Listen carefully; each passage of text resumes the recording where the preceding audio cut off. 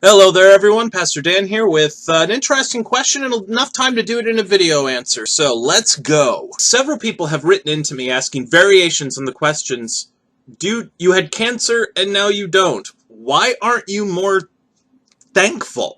Short answer, who says that I'm not?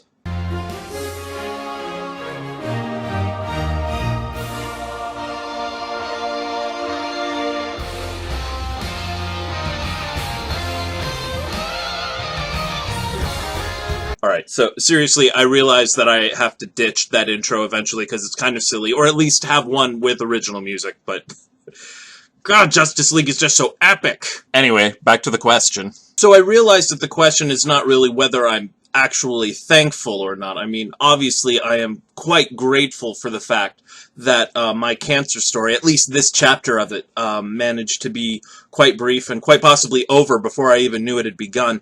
But at the same time, what they're probably after is why am I not being more thankful publicly? So many Christian churches have the tradition of giving witness. And what giving witness is when something good happens to you, when something that you are grateful for happens, you stand up before people, name what happened, and give thanks to God for it. It is a way of sharing knowledge of the ways that you have been blessed in your life. Now, I think that this is an amazing tradition in one's church, inside of one's faith community, and it is something that I have already participated in. There is, however, another side to the tradition of giving witness, and that is if you have a public persona. If your group of people who know you is bigger than your faith community, you are expected to give witness again, and this time in the public eye, letting as many people as possible see you and hear your story and then experience that story and hear how amazingly thankful you are to the Lord. This is not seen, actually, as a way of giving thanks to God,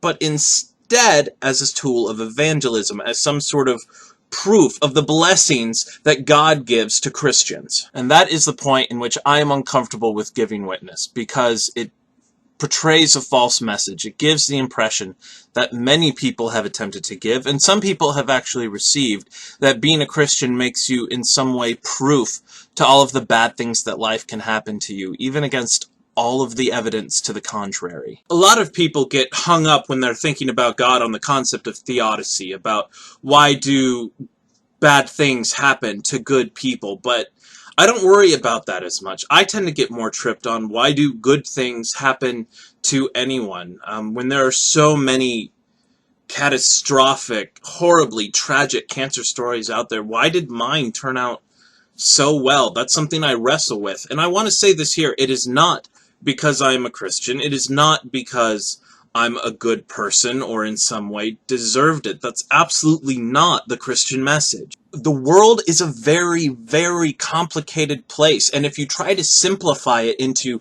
bad things happen to bad people and good things happen to good people, you are quickly going to get tripped up. It's not that simple. There is no sort of correlation like that, and if you count sickness and death as the bad things, then you are eventually going to have to deal with the fact that ultimately bad things happen to everyone. So let me be entirely clear. About a month and a half ago, I had a freak kidney stone that got me into a CT scanner, so they found my enlarged adrenal glands, so they went in and they dealt with it. They, through a freak accident, found the cancer growing when it had barely had any time to grow at all, and removed it even before they knew that it was cancer. That's an incredible story. It's incredibly fortuitous. I am hugely grateful for it. I am thankful to God, but I'm also thankful to the doctors and everyone who was so effective in my treatment. This has been an amazing time for me, and I am hugely thankful for that. However, the same exact second that I used that story to try to strong-arm people into the faith, the moment I use my incredible gift and hold it forward as some sort of proof of my faith, the moment that I use this to try to frighten people into Christianity is the moment that I stop being thankful for the gift that God has given me and that I start abusing it. I don't know why God has blessed me this way, and I don't know why other people do not receive the same blessing. I do know that Christianity is not a surefire way to receive this gift. I do know that trying to be a good person does not ensure that one will receive it. It is a gift. by God, by fate, by whatever you want to call it. And the reason I do not wave it around as much as some people seem to think that I should is because it's a gift that not everyone gets. And it's a gift that eventually will be taken from me when my health does decline and I do die. That's just a fact of how the world works, Christian or not. So when you receive gifts, be thankful for them. But don't try to use them to force other people to make decisions they might not make normally. If you cannot persuade someone to come to the faith without trying to strong-arm them or frighten them or offer them hopes of some sort of miracle cure, then maybe evangelism really isn't for you. Take care, and don't forget to be awesome.